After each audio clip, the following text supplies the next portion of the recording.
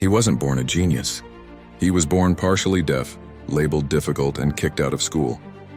In 1847, in a small town in Ohio, a boy named Thomas Alva Edison entered the world, not with brilliance but with curiosity.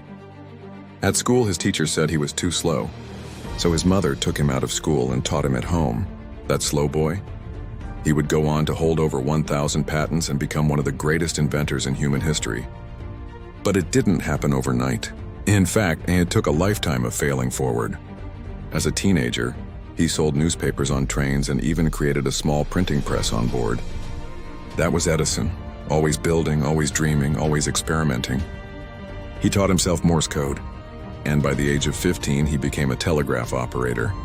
Not because he wanted a job, but because he wanted to understand how things worked. Years later, that obsession with invention led to the phonograph, the world's first device that could record and replay sound.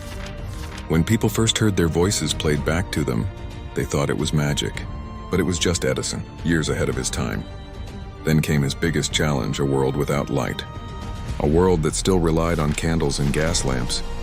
Edison dared to believe he could invent something better, a long-lasting electric light bulb. But it wasn't easy. He tried once, then again and again. Some say he failed 1,000 times. Others say it was 10,000.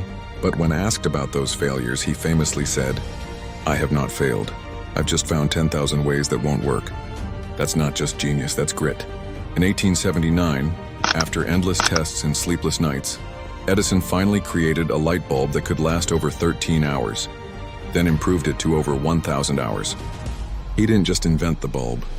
He invented the entire electrical system around it, from power stations to wiring to switches, the reason we flip a light on today.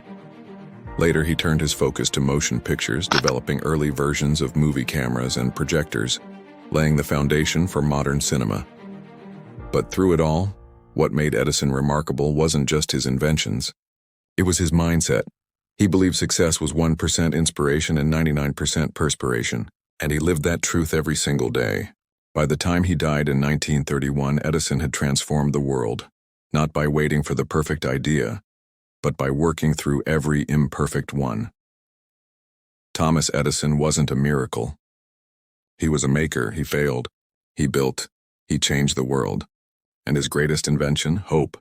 The hope that no matter how many times you fall, you can rise again, because you only need one success to light up the world.